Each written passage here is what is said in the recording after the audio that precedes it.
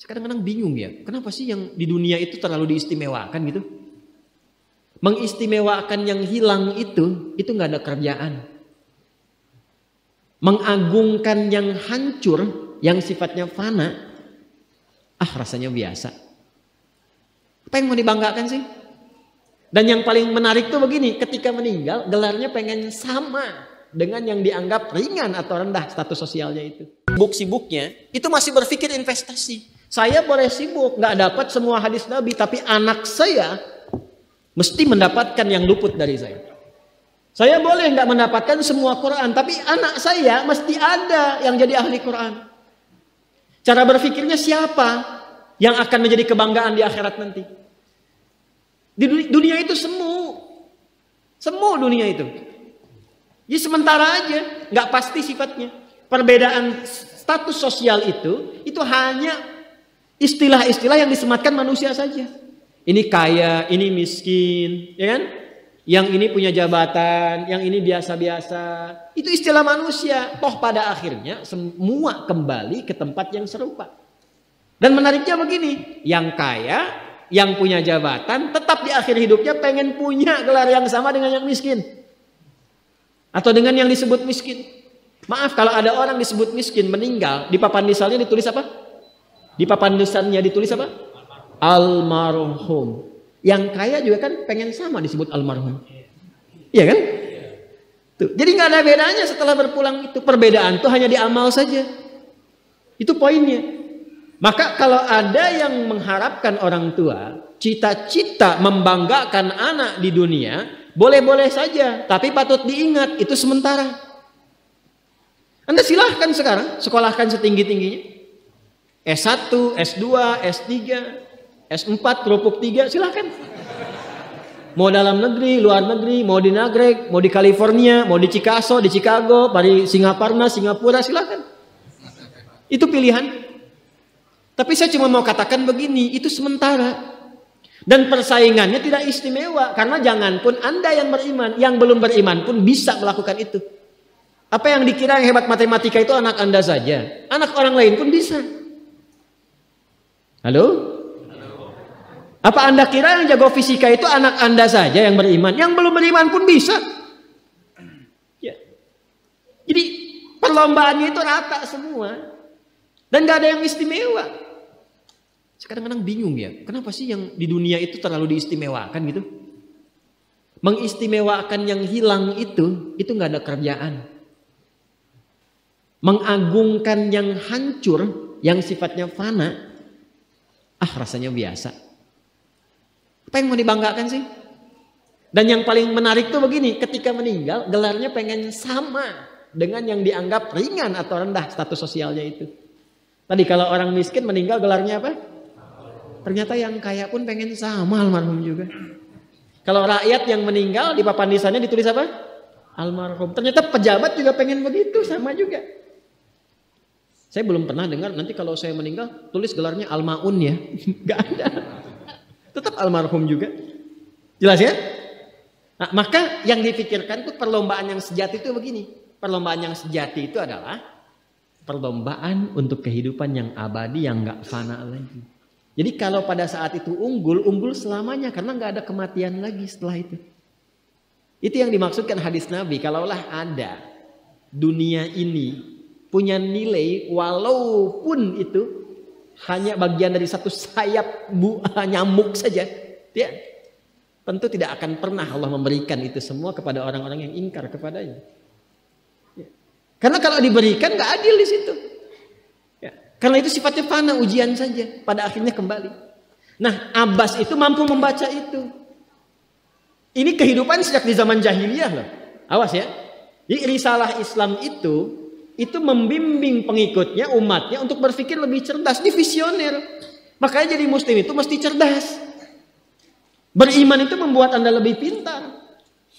Saya tanya begini ya, maaf ya. Sekali lagi mohon maafkan saya kalau perumpamaan ini kurang menyenangkan. Kalau ada yang abadi dengan yang sementara, Anda pilih yang mana? Masa? Sholat itu untuk yang abadi atau yang sementara? Abadi. Baik. Mobil itu untuk yang abadi atau yang sementara? Pilih yang abadi apa sementara?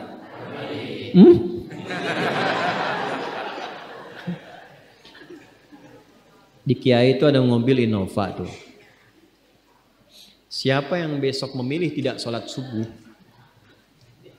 pilihannya pilih Innova atau pilih sholat subuh?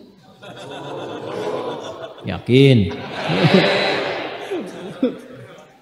Kalau saya pilih Innova dipakai untuk mengantarkan sholat subuh, nah itu lebih bagus. Ya, jangan dipotong sampai situ ya. Ya bisa aja kita pilih Avanza, bisa pilih Ferrari, bisa pilih Pajero ya. Awas yang punya mobil Innova, Anda potong royalti kena. Paham? Abbas itu begitu. Anak saya mesti dipanggil di akhirat. Dan semua penduduk langit dan bumi menyimak itu semua. Diviralkannya di akhirat. Viral dunia itu sementara. Internetnya diputus gak viral lagi. Kadang-kadang yang viral kemarin kan sekarang gak ada lagi. Ya kan? Yang viral tahun lalu sekarang sudah gak ada. Ya kan? Jadi belum selesai kehidupan sudah hilang juga viralnya. Akhirat itu selamanya. Dan biasanya begini, kalau orang-orang yang diviralkan oleh Allah atas kehendak Allah itu abadi melintasi setiap masa.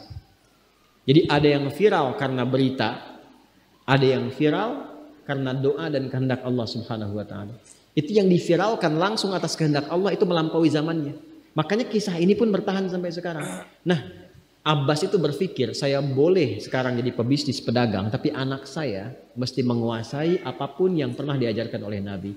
Maka anak kecil ini sejak dini mengikuti Nabi.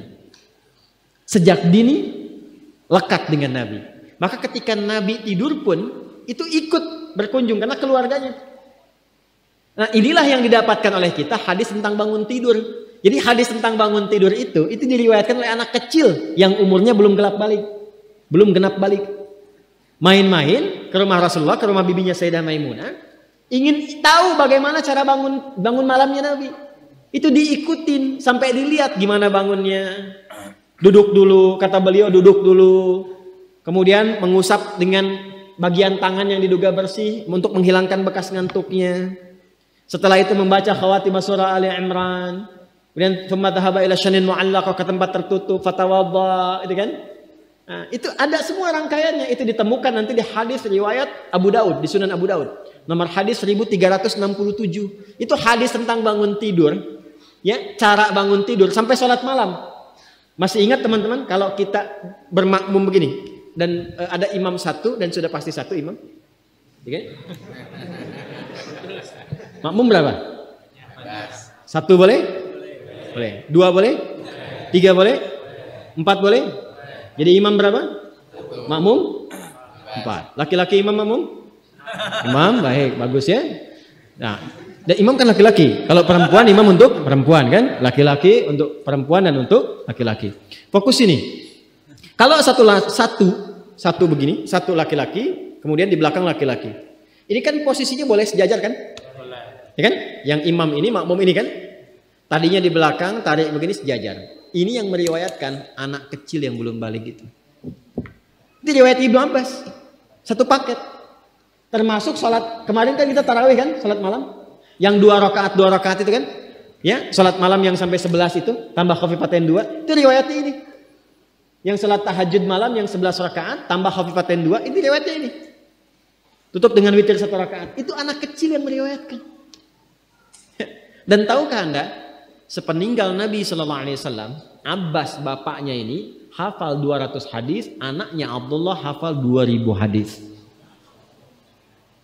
Begitu caranya. Anda di sini ada yang diplomat, yang di kantor, yang taruhlah berdagang misalnya, ibu rumah tangga, ya, dan sebagainya. Boleh, nggak apa-apa. Saat ini kita mungkin belum maksimal, tapi jangan biarkan ada satu di antara anak keluarga kita yang tidak jadi kebanggaan di akhirat. Tolong ya, tolong pulang dari sini dilihat. Anak Allah titipkan kepada saya berapa anak. Tolong siapkan jadi kebanggaan akhirat. Satu aja jadi ahli Quran. Untuk pelita di rumah tuh, penghilang kesedihan, penghilang kegelisahan, mendatangkan semangat. Itu demi Allah saya katakan, gak ada yang paling indah kecuali saat ayah pulang ke rumah. Tiba kemudian dia melihat anaknya yang kecil sedang murajaah. Amma yatasaalun. Bahkan surat yang bapaknya sendiri belum hafal. Jangankan pulang ke rumah, Anda sedang mau rapat, dikirimi video anak Anda 3 tahun membaca surah Al-Ikhlas, itu hati tenang. Itulah Quran. Itulah Quran. Maka belajar dari Ibnu Abbas ini, apa yang terjadi ketika orang tua mampu memfasilitasi anaknya demikian, sekalipun orang tuanya tidak mencapai apa yang diraih oleh anak, tapi orang tua mewarisi setiap pahala yang dihasilkan dari anak itu.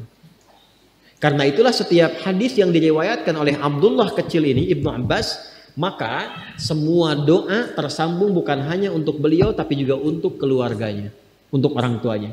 Karena itu kalimatnya bukan radhiyallahu taala anhu tapi anhuma, untuk Abdullah dan bapaknya.